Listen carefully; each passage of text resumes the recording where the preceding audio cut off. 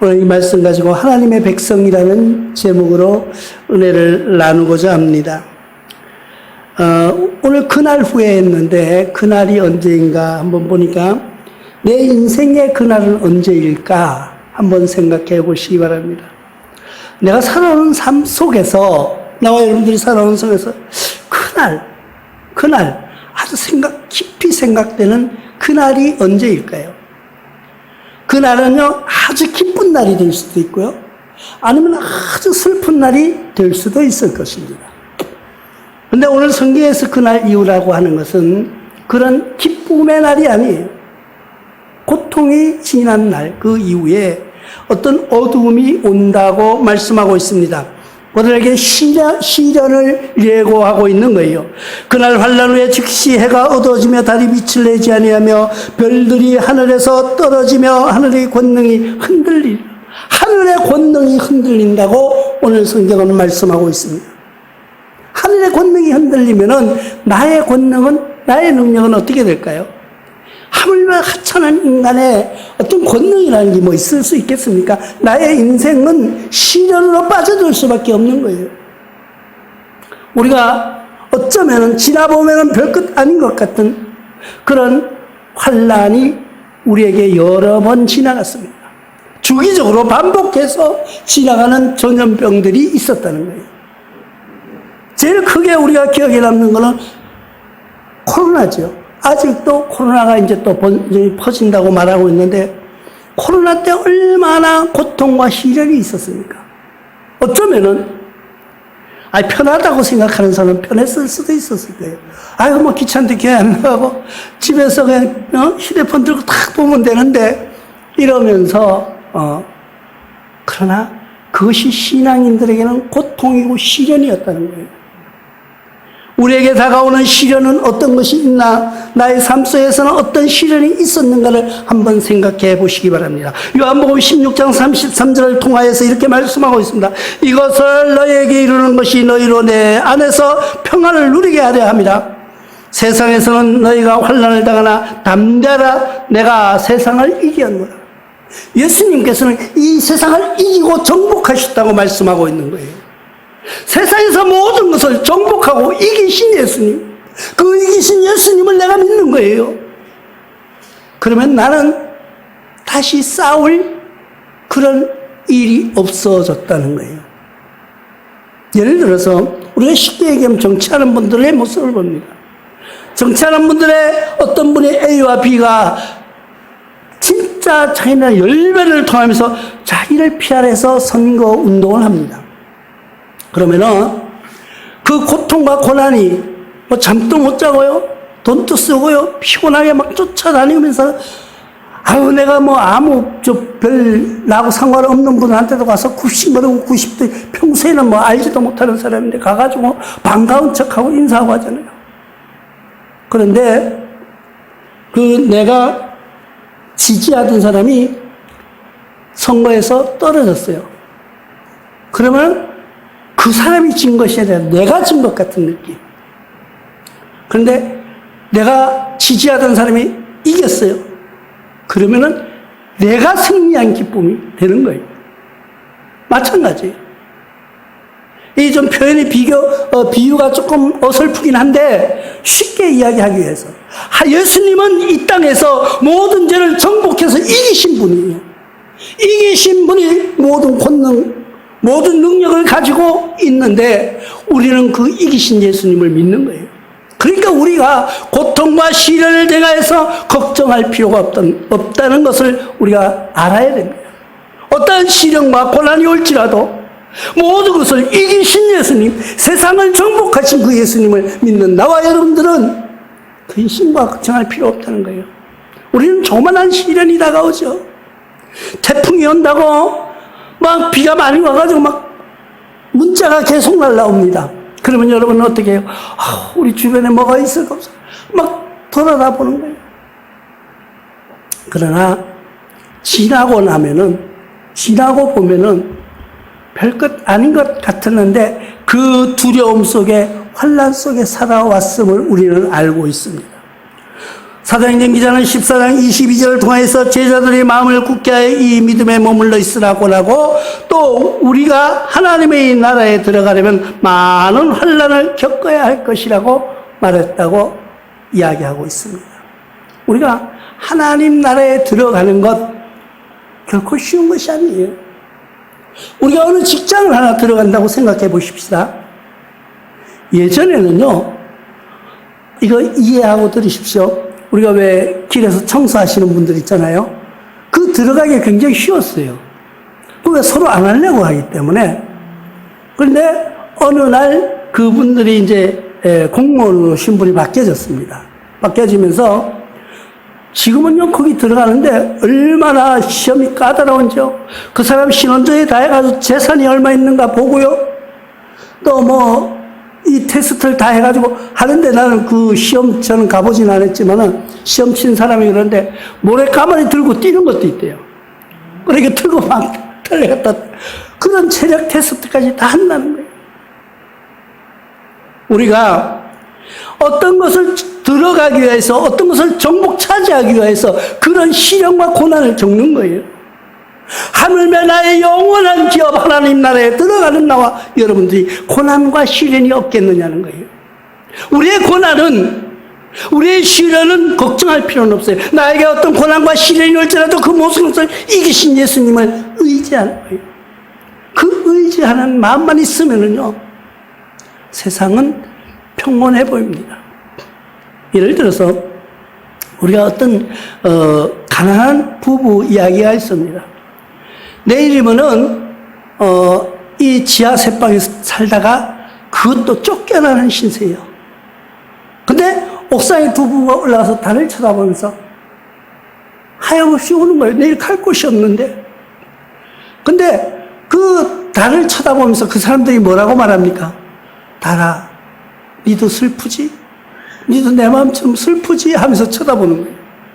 근데 예를 들어서 로또 복권이 당첨된 두 부부가 있습니다.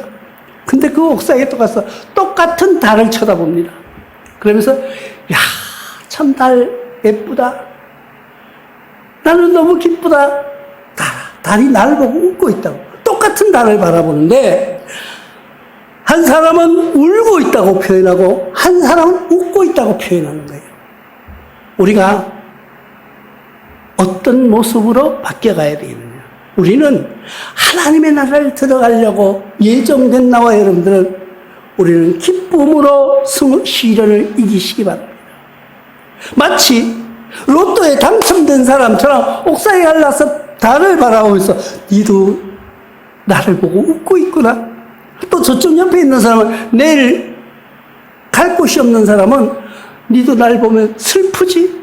똑같은 것을 바라보면서 느낌이 다르다는 거예요. 이와 같이 어떤 시련과 고난이 닥칠지라도 우리가 어떤 마음에 어떤 자세를 준비하느냐에 따라서 그 인생이 바뀌어지는 거예요. 우리는 예수님이 세상을 다 정복하신 분이에요. 정복하신 그 예수님을 믿는 나와 여러분들, 그런 어떤 시련과 고난이 올지라도 겁내지 않기를 바랍니다. 시련이 닥치면은요, 감사하는 여러분들 되시길 바랍니다. 왜요? 하나님의 나라에 들어가기 위한 훈련이라는 것을 기억하시기 바랍니다. 계시록 7장 14절에는 이렇게 말씀하고 있습니다. 내가 말하기를 내 주여 당신이 아시나이다 하니 그가 나에게 이르되 이는 큰 환난에서 나오는 자들인데 어린 양의 피에 그 옷을 씻어 쉬게 하였습니다. 계시록에 보면 천국에 가면 다 흰 옷을 입고 있다고 말하고 있습니다. 천사들도 흰 옷을 입은 천사들, 장로들도 흰 옷을 입은 장로들, 흰 옷을 입고 나오는데 거기에 무리들이 나오는데 흰 옷을 입은 사람들이 나오더라고요. 그러니까 저가 누구냐고 묻습니다. 그가 말하기를 환난에서 이긴 사람이라고 말해줍니다. 우리와 같은 성도를 말하는 거예요.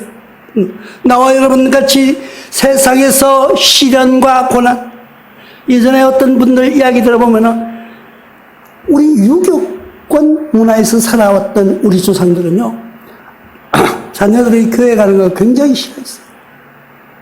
그래서 교회 가면은 옛날 시골에서 지게작대기로 맞았다는 이야기 가끔 들어보셨죠. 그러나 그 사람들이 나중에 그런 고난과 시련이 교회 못 가게 그렇게 막았는데도 끝까지 나가서 훌륭한 권사님, 장로님들이 된 분들이 많이 있습니다. 시련과 고난은 우리에게 주는 즐거움이에요. 시련과 고난은 우리에게 다가올 때 감사하는 여러분들 되시기 바랍니다. 지금은요, 교회 가라 그래도 안 가요. 교회 가라고. 예전에는요, 몇십 리 되는 데서 걸어서 갑니다. 걸어가서 예배 드리고요, 그냥 또 집에 와요. 교회에서 뭐 차 한 잔 주는 거 없어요. 그냥 예배 드리고 집에 와서 자기가 밥 먹고 다시 저녁 예배를 가는 거예요. 요즘은요, 교회에서 밥도 주고요, 차가 다니면서 다 픽업을 해가도 교회를 안 가요. 시련과 고난이 없는 것은 그 믿음은, 그의 신앙은 정금이 될 수 없다는 것을 기억하시기 바랍니다. 여러분에게 작은 시련이나 작은 고난이 다가올 때는, 어떤 아픔이 있을 때는 감사함으로 예수 그리스도를 사랑으로 이겨내는 여러분들 되시기를 바랍니다. 그 이겨를 왜 이겨내야 되느냐, 언제까지 그리스도의 재림시까지라고 말하고 있습니다. 오늘 말씀에 그때 인자의 징조가 하늘에서 보이겠고, 그때 땅의 모든 족속들을 통곡하며 그들의 인자가 구름을 타고 능력과 큰 영광으로 오는 것을 보리라고 말씀하는 오늘 본문 말씀처럼 그리스도의 재림시 통곡하는 자들이 있다고 말합니다. 어떤 사람일까요? 여러분들은 예수 그리스도가 지금 재림하신다 그러면 통곡하시겠습니까? 아니면 기뻐서 춤을 추시겠습니까?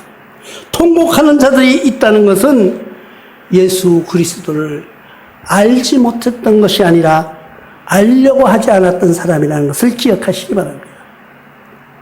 예수 그리스도의 복음을 들을지라도 그를 거부했던 사람, 거부하는 것까지도 이해를 하겠는데 아주 저주하는 말을 하는 사람들이 많이 있어요. 우리는 농담이라도 하나님의 이름으로 농담하지 않는 여러분들 되시길 바랍니다. 우리는 살아가다 보면 사람들 말 가운데서 이 농담을 찾아요. 그러나 말은요, 한번 하면 다시 주워 담을 수도 없고 지울 수가 없어요. 말에는 지우개가 없기 때문인 것입니다. 마태복음 24장 30절에 그때 인자의 징조가 하늘에서 보이겠고, 그때 땅의 모든 족속들이 통곡하여, 왜 통곡하여? 예수 그리스도가 오면 기뻐서 춤을 춰야 되는데 통곡하고, 아니 내가 그때 그 말이 거짓인 줄 알았다는 거예요. 그때가 나의 다가오는 구원의 때인 줄 모른다는 거예요.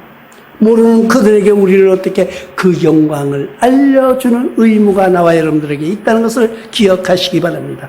데살로니가후서 1장 7절에 환난을 받는 너에게 우리와 함께 안식으로 갚으시는 것이 하나님의 공이시요 주 예수께서 자기 능력이 천사들과 함께 하늘로부터 불꽃 가운데 나타나실 때 예수님 재림하는 모습을 이런 표현으로 말씀해 주고 있습니다. 계시록에도 1장 7절을 통하여서 볼지어다 그가 구름을 타고 오시리라. 예수님이 오실 때는 구름 타고 오신다고 얘기하는데 우리가 보는 저런 구름은 아닐 거예요. 그러나 예수님이 타고 오시는 그 구름, 각 사람의 눈으로 그를 보겠고 그 찌른 자를 또 본다는 거예요. 예수님을 찌른 자가 누굴까요? 예수님을 향하여서 고난, 예수님을 향해서 고통, 예수님을 향해서 핍박하는 그들도 함께 본다는 거예요. 그럼 그때 그 사람은 지금 없는데요. 지금 다 죽고 없잖아요. 그러나 예수 믿는 사람 핍박하는 사람들이 유난히 있습니다. 유난히 예수님을 핍박하는 사람. 그 핍박이 여러분들이 신앙생활 한다고, 교회에 다닌다고 은근히 핍박하는 사람이 있습니까? 그 사람이 예수님을 찌르는 거예요. 나를 찌르는 것이 아니라 예수님을 찌른다는 것을 기억하시기 바랍니다. 그러면 마지막 때는 어떤 때가 오느냐? 하나님의 백성의 때가 온다는 거예요. 오늘 말씀에서 그가 큰 나팔 소리와 함께 천사들을 보내니 그들이 그의 택하신 자들 하늘 이 끝에서 저 끝까지 사방에서 모은다고 말하고 있습니다. 하나님이 보내신 천사들. 그들이 나팔 소리로 믿는 자들이 들을 수 있는 음성으로 들려온다는 거예요. 그런 그 천사들의 나팔 소리를 누구만 들을 수 있을까요? 하나님의 백성만 들을 수 있다는 거예요. 하나님의 백성들에게 들려오는 소리라는 것을 기억하시기 바랍니다. 우리가 건강검진을 하다 보면 귀 건강검진을 하는 걸 알 수가 있어요. 그러면 이렇게 스위치를 주면서 이 헤드폰을 쓰고 소리가 나면 누르세요. 이래요. 그래서 한 번은 이쪽, 저쪽, 우측 이렇게 소리가 나는 거예요. 그런데 이 귀가 좀 안 좋은 분들은 이 소리가 세도 못 듣는 거예요. 그거 누르질 않는 거죠. 마찬가지예요. 하나님의 천사들이 우리에게 나팔 소리가 들려올 때, 호련히 이 백성 저 백성을 모을 때 우리들에게는 들려오지만은 믿지 않는 그들에게는 들리지 않는다는 것으로 기억하시기 바랍니다. 누가복음 18장 7절에는 이렇게 말씀하고 있습니다. 하물며 하나님께서 그 밤낮 부르짖는 택하신 자들을 원한을 풀어주시지 아니하겠느냐? 그들에게 오래 참으시겠느냐? 우리가 핍박과 고난이 올 때 여러분들을 감사하라고 하신 말씀이에요. 제 부활의 시기, 하나님의 나팔 소리가 들려올 때는 그들에게 부르짖는 그 기도 소리를 들으셨다는 거예요. 부르짖는 우리의 음성, 우리의 고통, 우리의 시련을 주님께서 보고 알고 계신다는 거예요. 그렇기 때문에 하나님이 오래 그냥 아무것도 안 들으시는 것 같지만 오래 참으셨다고 말씀하고 있는 것입니다. 나에게 시련과 고난이 올 때 감사하면서 하나님 아시죠? 하나님 아시죠? 우리 옛날에 시골에서 신앙생활 하다 보면요, 어떤 분들 철야기도 많이 했어요. 그 철야기도 가보면요, 어떤 권사님들 와가지고 기도를 하는데 밤새도록 기도를 해요. 근데 우리는 젊으니까 잠이 와가지고 막 하긴 해야 되겠는데 몇 번 하고 나면 할 말도 없고요. 그래 옆에서 그냥 이렇게 자는 거예요. 이제 자는데 뒤에서 권사님 기도 소리가 들립니다. 이 양반, 우리가 보통 이 철야 기도하면요, 10시나 이제 보통 8시나 이때 시작을 하거든요. 시작을 해가지고 새벽 기도할 때까지 계속 하는 거예요. 그러면 밤을 꼬박 새는 거예요. 우리는 막 이 성교예별로 막 하라 그러니까, 그래가지고 성교예별로 기도를 하는데 한 10분 하고 나면 할 말도 없고요. 잠이 와가지고 그냥 그렇다고 뭐 어떻게 잘 수도 없고 그냥 이렇게 체면체리하면서 졸고 있는 거예요. 근데 뒤에 권사님은 기도를 하시는데 밤새도록 해요. 밤새도록. 저 권사님이 무슨 할 말이 저렇게 많을까. 그런데 그 권사님 한마디밖에 안 해요. 하나님 아시지요? 하나님 아시죠? 그 소리를 밤새도록 해요. 밤새도록. 하나님 아시지요? 나의 이 고통을. 하나님 아시죠? 나의 시련을. 하나님 아시죠? 나의 이 아픈 마음을. 하나님 아시죠? 하나님 아시죠? 부르짖는 그 기도 소리가, 그 기도 소리를 하나님이 들으신다는 거예요. 우리는 남에게 보이려고 아름다운 말들을 끌어내고, 요즘 사람들이 기도하라고 시키면 인터넷에서 좋은 말들을 끌어낸대요. 며칠 전에 어떤 분들하고 이야기하는데요, 이제 설교 준비도 아주 쉬워졌대요. AI로 탁 넣으면은 그 챗 GPS더라고요. 그래가지고 이 창세기 1장 1절 딱 해서 명령어만 내리면요, 설교가 서론, 본론, 결론까지 쫙 나오는 거예요. 그 정확하게 나온대요. 정확하게. 연도별 정확하고, 인원수 정확하고, 기계가 뽑아내니까 13초 만에 나오더라고요. 13초 만에. 우리는 설교 준비하려고 무식하니까 며칠씩, 몇 시간을 그냥 막 해도, 뭔 말인지 잘 모르겠는데, 13초 만에 설교가 나오는. 그러니까 앞으로는 지식적인 설교 힘들다는 거예요. 기계를 따라갈 수 없기 때문에. 그러나 이제는 뭐예요? 그러나 기계는 뭐가 없어요? 영이 없어요. 영성이 없어요. 그렇기 때문에 학술적으로는 기계가 우세할지 모르지만은 영적인 문제는 따라올 수 없다는 거예요. 우리는 어떻게 그 옛날에 하던 그 권사님 하나님 아시죠? 하나님 아시죠? 하고 부르짖는 그 한마디 기도가 하나님의 마음을 움직인다는 것을 기억하시기 바랍니다. 대중기도도요, 좋은 말 인터넷에서 뽑아가지고 아름다운 말로 하려고 하지 마십시오. 하나님 아시죠? 한마디면 됩니다. 하나님 나의 고통 아시죠? 나의 시련 알고 계시죠? 부르짖는 그 울음소리에 하나님은 감동해 주신다는 거예요. 우리가 자녀들을 키워보면 알잖아요. 자녀들이 아무리 뭘 잘못해도 와서 엄마, 아빠, 할머니, 할아버지 하면서 막 아양을 떨면요, 그 잘못된 거 다 잊어버려요. 다 잊어버리고, 그 이놈의 자식이 오기만 하면 혼내주려고 기다리고 있는데, 그냥 아양 떠는 소리에 녹아가지고, 오히려 자기 지갑을 열고, 애를 뭘 사주러 가는 그런 부모, 그런 할머니, 할아버지 마음과 똑같은 게 하나님이세요. 우리는 하나님 앞에 똑똑하려고 하지 마십시오. 우리는 하나님의 백성으로 고난이 닥칠 때 감사함으로 주님 재림하실 때 그 나팔수를 들을 수 있는 하나님의 백성으로 승리하는 여러분들 되시기를 주님의 이름으로 축원합니다.